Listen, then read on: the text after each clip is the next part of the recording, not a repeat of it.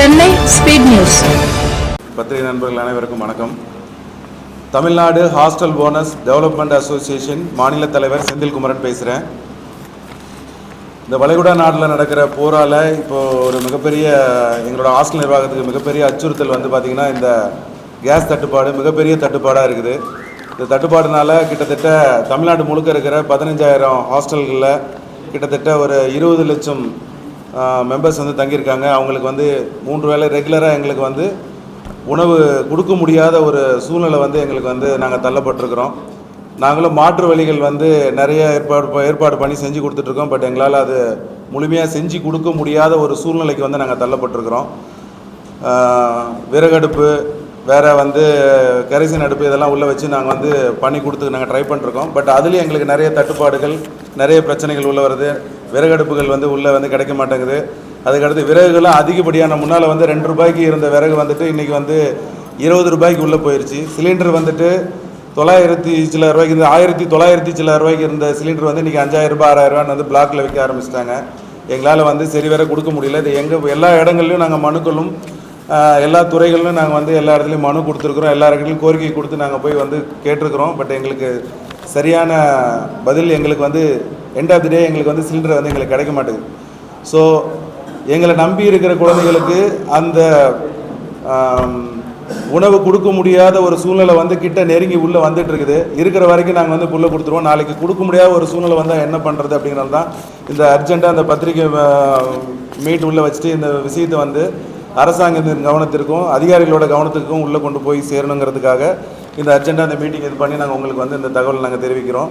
So இதனால் நாங்கள் தெரிவிக்கிறது என்னென்னா அரசாங்கத்துக்கும் உரிய அதிகாரிகளுக்கும் எவ்வளவு சீக்கிரம் எங்களுக்கு இந்த கமர்ஷியல் சிலிண்டர் எங்களுக்கு கிடைக்கிறதுக்கு ஏற்பாடு செஞ்சாங்க அப்படின்னா நிறைய பயனாளிகள் இதனால் பயனடைவாங்க அப்படின்ட்டு நான் அதில் தெரியப்படுத்திக்கிறேன். கட்டாயம் எங்களுக்கு இந்த சிலிண்டர் அரசாங்கம் எவ்வளவு சீக்கிரத்தில் எங்களுக்கு அரேஞ்ச் பண்ணி கொடுக்க முடியுமோ அதை அரேஞ்ச் பண்ணி கொடுக்கணும் அப்படின்னு நாங்கள் கேட்டுக்கிறேன். நான் பிரச்சனைனா விலைவாசி 2 ரூபாய் 4 ரூபாய் விறகு இருந்தது, இன்றைக்கி 20 ரூபாய்க்கு போயிடுச்சு.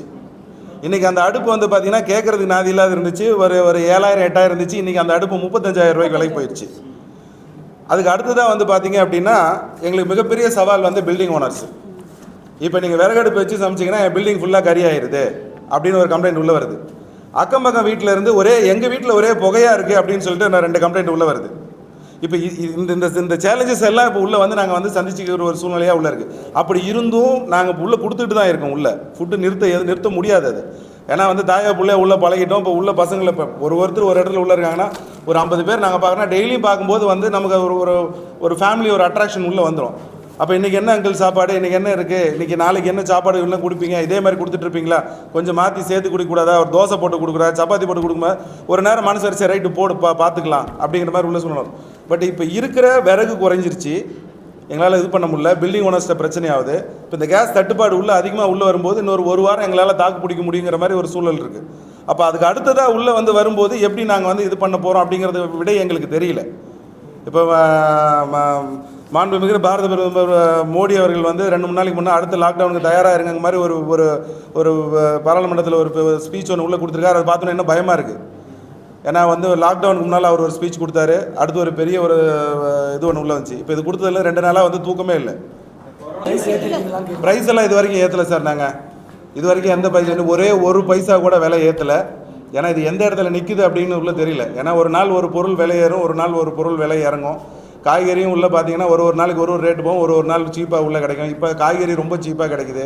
ஆனால் அதை வாங்கி சமைச்சு நல்லபடியாக சமைச்சு கொடுக்க முடியல. ப்ரைஸ் எதுவுமே நாங்கள் ஏற்றலை. Tamil Nadu hostel owners development association மாநில தலைவர் செந்தில்குமரன்.